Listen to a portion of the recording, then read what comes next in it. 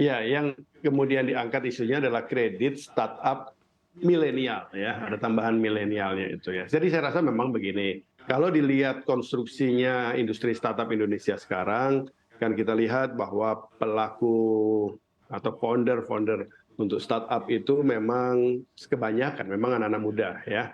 Ya, anggap aja itu generasi milenial lah, meskipun sekarang sudah mulai meluas ya, menjadi yang lebih tua dan lebih muda lagi kan gitu.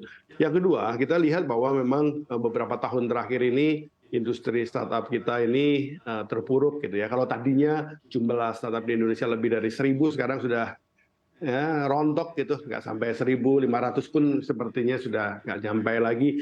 Ada tanda-tanda akan bangkit kembali, tetapi memang perlu waktu dan perlu dukungan. Nah, karenanya upaya untuk mendorong, mendukung startup dengan memberikan kredit startup khususnya yang milenial, ini saya rasa satu angin segar yang baik ya. Mudah-mudahan itu bisa direalisasi. Tetapi yang pasti begini, pengembangan startup itu kan tidak hanya sekedar kemudian ide yang bagus, dikasih dana dalam bentuk kredit ataupun dalam bentuk investasi. Sekarang juga sebenarnya ada fund merah putih yang bisa digerakkan ya. Tetapi juga jangan lupa juga bahwa maju tidaknya startup itu tidak hanya karena tergantung uang saja, tetapi juga bagaimana bisnis modelnya bisa dijalankan gitu. Apalagi di era sekarang investor semakin melihat gimana jalannya bisnis modelnya, apakah bisa menghasilkan sesuatu yang mengenerate sales, menghasilkan profit, dan itu menjadi hal yang penting karenanya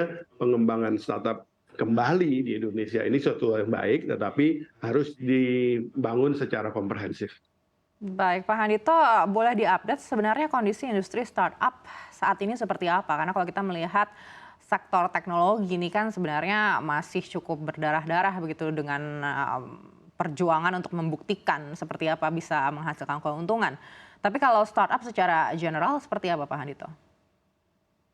Ya, kalau kita lihat perkembangan industri startup Indonesia belasan tahun lalu mulai dengan startup yang berbasis teknologi, khususnya teknologi digital sebagai main penggeraknya gitu ya, penggerak utamanya gitu. Tetapi dalam perjalanan sekarang, kemudian itu diakomodasi juga dengan adanya startup-startup yang memanfaatkan teknologi untuk proses, teknologi untuk pemasaran, teknologi untuk macam-macamnya gitu, sehingga teknologi tidak hanya teknologi digital. Dan sekarang makin banyak istilahnya itu startup company yang basisnya sektor real gitu ya, sesuatu yang real yang ada di pasar sehari-hari, tetapi teknologi digital menjadi enablernya. Nah, ini kompromi sebenarnya dari industri startup di Indonesia, dan itu sebuah inovasi di Indonesia yang membuat startup-startup di Indonesia itu sebenarnya dengan situasi sekarang harusnya punya peluang maju lebih besar, tetapi memang pandemi merontokkan banyak startup Indonesia. Nah, sekarang ini posisinya memang kalau saya perhatikan dari riset yang kami lakukan,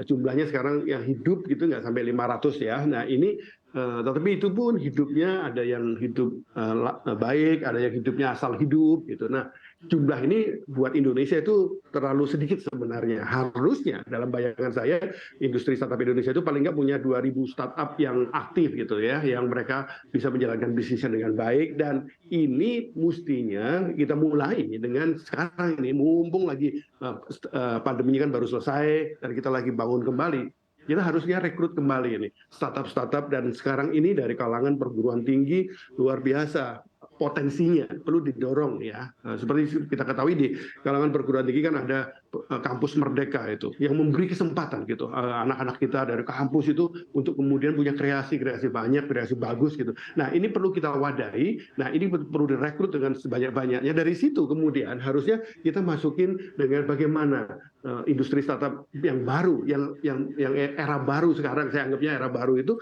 kemudian punya bisnis model yang baik. Nah, kita bekali mereka dengan bisnis model yang baik, dan jangan lupa startup company itu kan juga perusahaan. Nah, sebagai perusahaan dia harus bisa hidup. Nah, kalau mau hidup maka akses pasar menjadi penting. Nah, sekarang ini industri-industri tertentu buat para startup company ini sebenarnya perlu dikasih ruang. Nah, pemerintah saya rasa perlu punya keberpihakan ke sana ya. Sektor-sektor mana saja yang sebaiknya kita buka untuk startup company, khususnya startup company yang didirikan oleh anak-anak muda kita.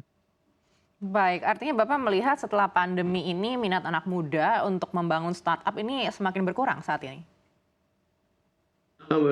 mulai bergerak lagi. Menurut saya ini belum mencapai titik yang maksimalnya, harus di-energize lagi. Nah, janji untuk memberikan kredit buat startup itu mudah-mudahan bisa menjadi faktor penggerak kan gitu ya. Tetapi sekali lagi itu penting, tetapi nggak cukup gitu.